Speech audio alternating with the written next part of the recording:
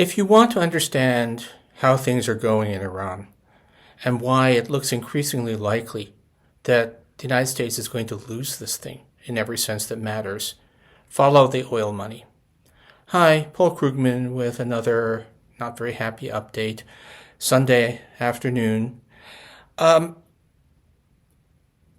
Yesterday, Donald Trump threatened Iran with basically a massive war crime, saying that if they don't open the Strait of Hormuz by 48 hours from the time of the post, which would be tomorrow, that he will order attacks on Iranian power plants, on civilian infrastructure, which is, it is a war crime.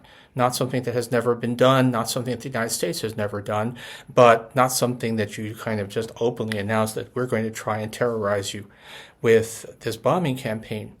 But at the same time, the United States is allowing Iran, and only Iran, to export oil, shipping it out through the Strait of Hormuz. The United States isn't stopping other countries from doing it, but Iran is, and we are allowing them to grant safe passage only to ships that they approve going through that strait. Now that is wild. It sounds completely crazy. It's not completely crazy, but what it is it's a demonstration of incredible weakness. Why would the United States allow Iranian oil to continue to be exported? Or shouldn't we be trying to, we're at war with these people, and their revenue base depends basically on selling oil. So why are we allowing them to do that? It would be very easy as a matter of military force for the United States to just stop those oil exports.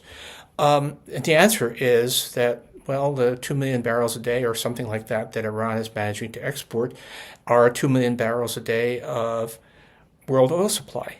And we're in a world in which the total supply to the world market is down substantially, down something like 10 million barrels or more per day because of the closure of the straits to everybody but the Iranians.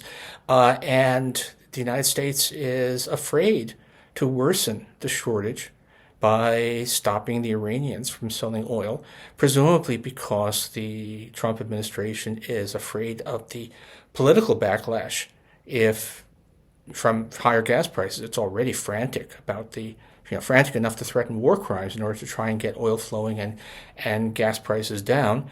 But they're apparently frightened enough of gas prices that they're willing to allow the enemy to keep making money selling oil in order to keep those prices somewhat lower than they would otherwise have been. That's an admission, implicitly, of enormous weakness. It's an admission that the Trump administration is not willing to accept sustained pain as part of this war. They're willing to, drop bombs and all of that, but they're not willing to accept economic pain in the United States, even enough to shut off the revenue flow to the Iranian government. And this war is fundamentally, it's about who can stand the pain.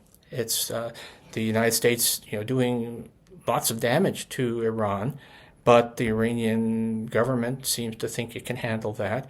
And the Iranians trying to inflict enough pain through hurting the world supply of oil that the United States ceases and desists. And, given the behavior, who would you bet on in this situation? So this is looking, I don't want to see this, right? I mean, I do not want to see, obviously for domestic political reasons, I don't want a Trump victory parade, but a world in which the United States loses this war is going to be really a very dangerous world for all of us. But I'm afraid that that's the direction we're heading. Have a nice rest of your weekend.